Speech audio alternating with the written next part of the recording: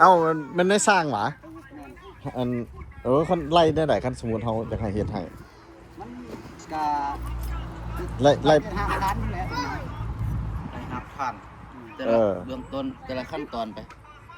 คันไล่เป็นห้องได้ห้องเท่าไหร่เราจะเจ้าเฮ็ดแล้วเวลายังเท่าไหร่ยังบ่มีหยังนะมีแต่ดินโคโลแล้วขึ้นจะเฮ็ดแม่นละ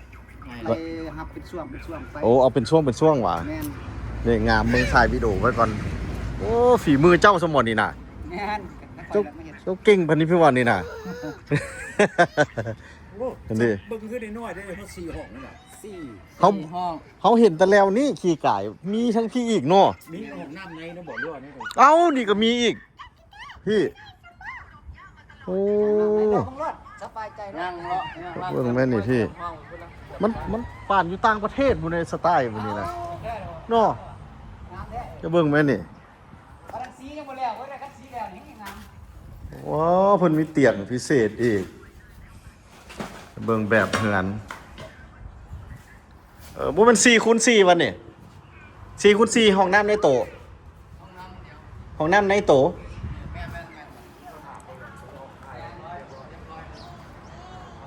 โอ้งาม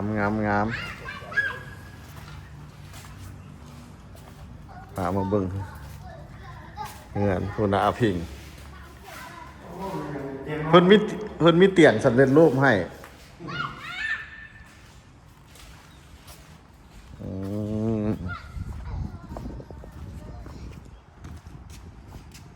โอ้ปั่นอยู่ต่างประเทศ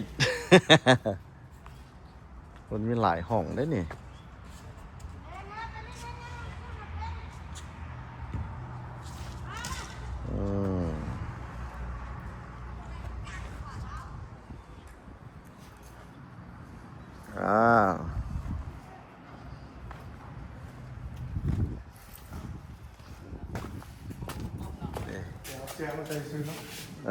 เป็นเห็ด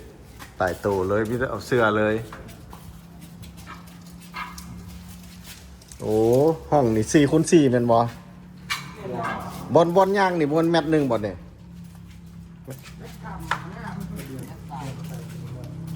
แมต3แมตสาวโอ้งามเว้ยขี่ออกมาแล้วสะดุดตาเลยได้โอ้ผลติดกะโลเลยได้นี่นะติดกะโลแล้วว้าวสร้างเห็ดด้วย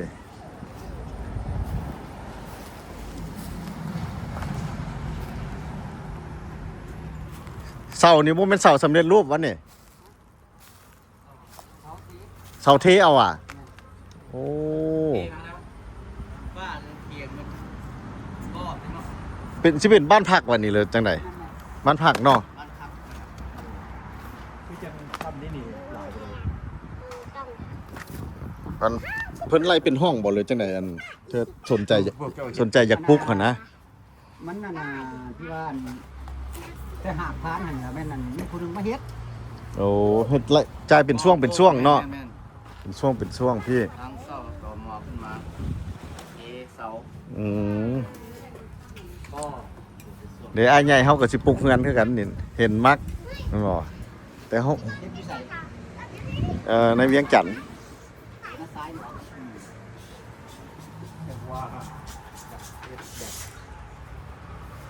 บ้านผักหลังแบบนี้ไงนะโมเป็นสีเห็ดหอม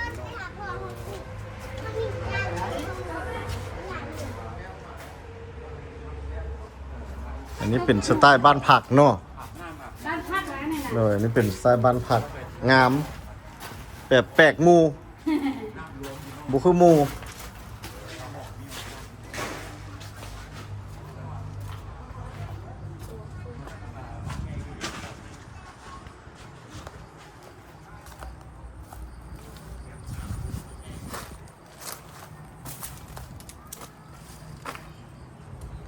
จอยเบิงโอ้เพิ่นใส่หางลินน้ำเด้ส่วนก็เป็นจังซั่น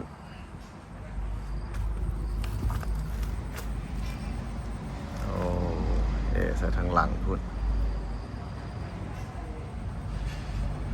สุดออกมามึง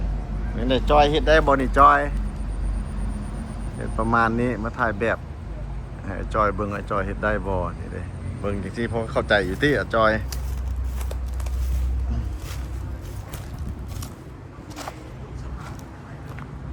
โอ้เพิ่นเฮ็ดงามเลยนี่นะ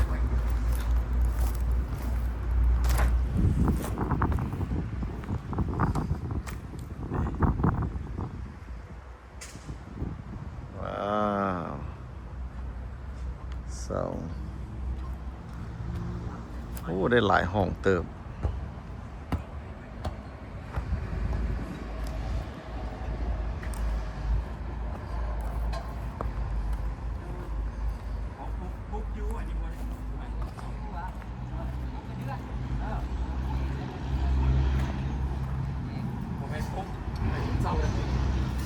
ตรง ปักใหญ่แบบพี่น้องตะกาม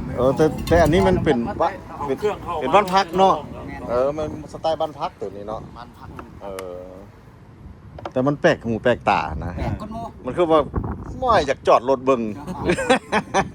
บ่แปลกก้นโม งา แท้ มงามอยู่ แม่นบ่ แม่น งามเด้เพิ่นนี่บ่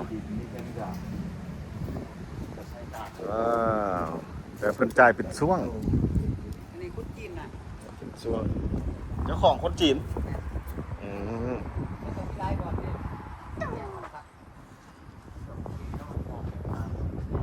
ดูเสามีจักเสาโอ้เสาไก่เติบแล้วมีเสานั่นเสานี่เสานั่นระยะวางเขาเสานี่4 เมตรเนี่ยนะเห็นบ่เสานั่นเสานี่4 เมตรแล้วออกไปหัน1.30 เพิ่นว่าอีกเสาหนึ่งใส่หัน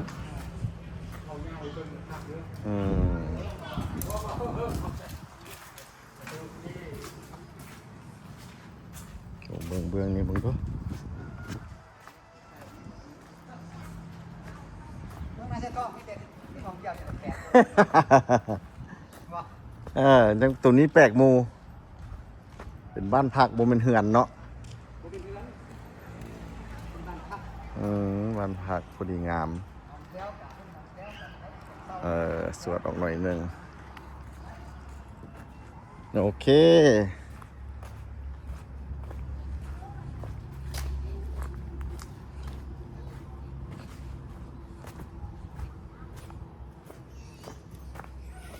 ขอบใจหลายๆเด้อ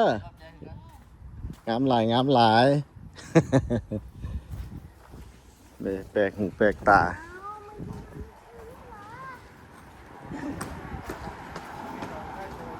ใส่ดินบล็อกเนี่ยวันนี้จอยโอเคไปทีมงานเฮาวันนี้มันเป็นบ้านพัก ไม่ได้สนใจมา ใครสนใจมา ค่าเด้อ อ้าวลูกชาย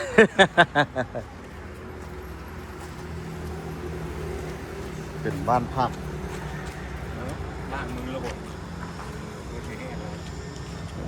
ไปเราเดินทางไปหาตุลีต่อวันนี้ระยะทางไปหาตุลีเรามาเจอกายลายเทือแล้วยังมาจอดเบิ้ง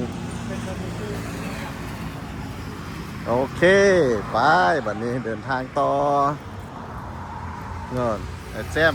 มเนี่ยก็มีแผนสิปลุกเงินมาไว้แซม แม่นแล้ว โอ้กล้าเบิ่งอยู่แถวใดไอ้แซม แถวหน้าซ้ายนี่แหละ เงินเจ้าอยู่แถวนาซ้าย แม่นแล้ว เริ่มขึ้นมาจากศูนย์เลยหวะคืองั้น เริ่มจาก เดี๋ยวนี้เป็นดินวางเป้า ดินบ้างแบบนี้แล้วนี่ โอเคการยังโดดมอนี่กล้าเบิ่งสิเริ่มนี่นะ คือสิบ่หึงดิสิเริ่มปีหน้านี่แหละคิดว่า เดี๋ยวนี้มาจอบๆม้อยๆเบิ่ง มา อันนั้น สอดแนมอยู่ มาเซอร์เวย์ เซอร์เวย์ สำรวจกวดกาโอเคมื้อนี้ยังบ่ร้อยกะสิเลาะเบิ่งอยู่ เบิ่ง มีคนแนะนำมาลิงซันแล้วก็นาแพงบ้านแถวบ้านเกิน โอ้